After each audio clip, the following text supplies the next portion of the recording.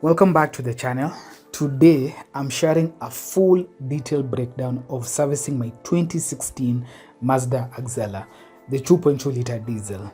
This isn't just a change oil and filters video, it's a complete review, comparison of two garages in Kenya, costs, practical lessons and advice for all Mazda owners in Nairobi or Kenya in general and the world as a whole. So Mazda maintenance in Kenya can be quite tricky. There are mechanics who push certain oils, some overcharge for parts, and others overlook small details that end up costing you dearly later. Over time, I've learned that knowledge is power, and by documenting my process, I'm able to help other Mazda owners just avoid these common pitfalls. So I'm basically making all the mistakes for you guys, and all I have to do is press that subscribe button. Today, I'll cover where I went, what parts I bought, what I paid, the inspection results, a test drive we did with the mechanic and incidents that came up, and also future upgrades I'm planning to do to the car. By the end, you know how to approach Mazda service smartly and cost effectively. So let us begin. Part 1, why I chose Potent Dynamics. So why Potent this time? I've used Garilot Garage before, and they are reliable and they are also quite affordable. They offer two options, one where you use the premium Castrol oil as well as another option where you use the budget-friendly Quinoa oil. Last time I used the Quinoa oil, and that video is in the channel, you can just watch it later, and it worked well, no issues. The engine has been running smoothly. The fuel economy, I'd say it's degraded a bit as the oil has been in use for some time, and in comparison, the 15W40 oil I used in Mombasa previously, it was terrible. It destroyed fuel economy and made the engine feel sluggish. I had to do service after around 3,000 kilometers. This time my goal was diagnostics and peace of mind. So Potent Dynamics, it's known for their knowledge on Mazda diesels, DPF systems and technical quirks that come with the Mazdas. They're not cheap though, but if you want a proper scan, full inspection and specialist advice, they make sense. I also decided to buy my own parts from a reliable dealer on Kiambu Road. If you're in Nairobi and can make the trip, I recommend taking a stroll around Kiambu Road just to get an idea of the prices that these common things that we buy go for. If not, you can have the garage supply the parts, but always compare quotes to avoid overpaying. At the bare minimum, also just check GG so that you're not overpaying for parts, because yeah, why should you overpay? Next part is what I bought for the service. Here is exactly what I bought. I bought an oil filter. The price quoted was around 1500 bob, air filter 1500 bob, cabin filter with activated charcoal 1500 bob. It's better cleaning than the white one. Diesel filter for 1500 bob and Castrol 5W30LL engine oil for 6500 bob for 6 liters. The Axela takes 5.1 liters, so I have a little left over for top-ups.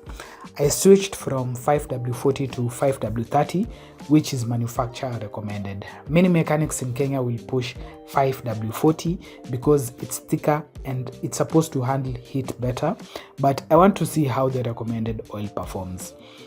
Buying your own parts doesn't save a huge amount of money, honestly, when it comes to service parts. Maybe a few thousand, but you know exactly what's going in your car and it makes you knowledgeable about your car and the specific parts it uses. So just have that knowledge so that you know exactly what's going on with your car. And as a tip, always get the cabin filter with activated charcoal. It improves air quality inside the cabin, especially in Nairobi traffic and where I live, where there's a lot of dust in the river.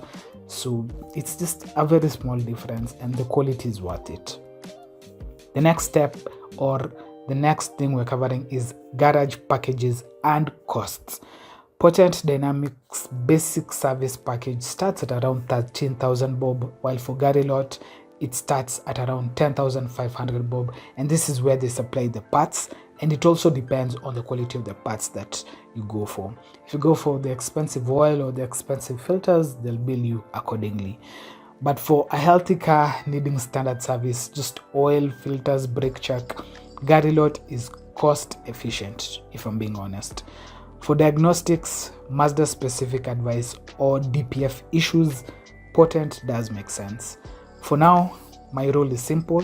For routine service, I'll just be going to Garilot, and for specialized diagnostics, I'll be going to Potent Dynamics.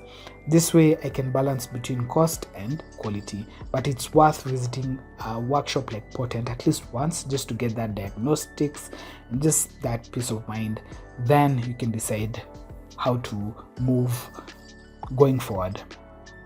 The next part is getting to Potent Dynamics, access issues that I faced. Potent Dynamics is located along Kiambu Road, past the bypass, and if you know anything about Kiambu Road, it tends to have crazy jam. I was caught up in jam for around 45 minutes when I was going, and coming back, the jam was worse. Around 1 hour just stuck in traffic. I didn't know what had happened, so plan accordingly. I'd recommend using an alternative route if you know one, or just going early to avoid that rush, but I'll leave the exact location in the description below. When I went, a customer's car had broken down at the garage and it blocked smooth access. Cars had to queue, and the service was basically done on that rough stony stretch leading to the garage, and honestly it felt wretched, and I didn't see any difference between that service and the one in Grogan, if I'm being honest, by virtue of that location where the service was done. And since these guys, they're quite busy, to be honest, I feel that they need to get a bigger space and really work on the customer service, because in terms of knowledge and just giving you the bare minimum, they know exactly what they're doing. But a great garage also has that element of customer service, which these guys really need to work on. The next thing is the service process, step by step. Here's how the service went. One, they drained the old oil, and what I liked about them, they asked me whether I wanted to go with that oil, or if I didn't have any use with it. It's something that other garages hardly ever ask you. So yeah, it's something that I liked. The next thing, they replaced the oil filter, they replaced the air filter, they replaced the cabin filter, they replaced the diesel filter, and they obviously refilled the oil. Mechanics were knowledgeable, but they started service before checking on the checklist, or rather they did not do the service while following the checklist. So the checklist was filled after the service, and I was there the entire time, and there were some things that they were filling out on the checklist which I was asking them, when did you guys check this thing? Are you assuming? But basically that checklist includes checking for leaks, brake wear, suspension condition, the suspension, underbody, and engine bay visuals. I just would have liked a bit more thoroughness, maybe like checking the MAF sensor or other specific aspects, and just a bit more care, to be honest. Yesterday felt rushed. Granted, there were very many cars there, so yeah, you can't have your cake and eat it, but in terms of service, those guys really need to improve, especially given the volumes of cars that are coming over there. The next thing is to do with the diagnosis, results, and lessons learned. So for the inspection results, the engine, it was clean, the sensors were healthy, the suspension was solid, leaks 0, turbo smooth, DPF readings good. Only flag, brake pads. I have around 1,000 kilometers left on those brake pads, and yeah, this just gives me enough time to save up and do some shopping. They did give me a quotation which was 55,000 for the rear brake pads and 5,500 for the rear brake pads and 6,500 for the front ones, totaling to around 12,000 bob. If I want to replace all the brake pads, I'll do some shopping around. If you happen to be a dealer or a seller and you have some quotations, you can comment down below and I can check that out. But here's the important lesson. While I was at the garage, there's a customer who called from Thika Road and they were stranded because their car had apparently overheated and the coolant had completely leaked. Turns out the customer never replaced the plastic junction pipe in the cooling system. And if you do not replace this thing, it can lead to catastrophic damage, like ruining the head gasket. And the garage just advised him to get a flatbed, have the car brought to the garage because you can't drive that car. I know these newer models, they don't have that issue with the junction pipe, but mine, I had to change it. I upgraded it to the metal one. It's the only modification I've done on the engine.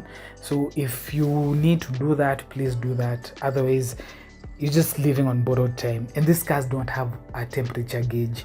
Now you'll only find out when it's too late. And yeah, by then, minimum cost you'll incur is the flatbed and just a lot of stress. So just do that preventative bit if it is relevant to your specific engine. The next part is to do with the test drive and the key incident that occurred.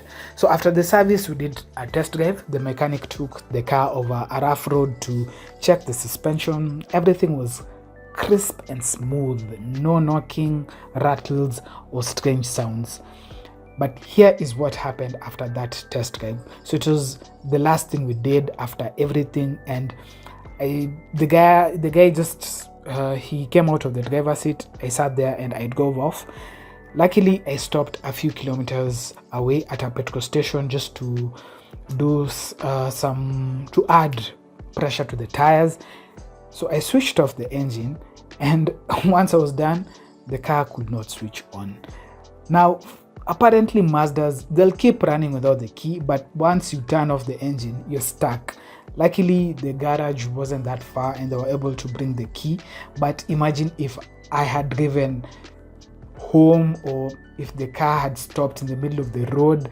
I don't know if it would have automatically started if iStop was active. I don't know. But the key thing is, whenever you're leaving the garage, guys, please make sure you have your key. Otherwise, that thing can really, really mess you up. Okay. The next section is to do with the oil choice, 5W30 versus 5W40.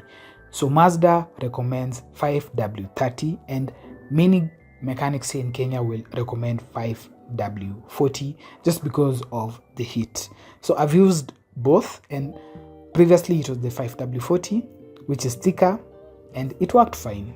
Currently I'm using the 5W30, and ideally, or theoretically, it should be smoother, it should give me better fuel economy, and it's manufacturer recommended. So I'll just run that before the next service and I'll give you an update, and yeah, at least we'll know conclusively if there's any key differences between the two oils. So just make sure you subscribe.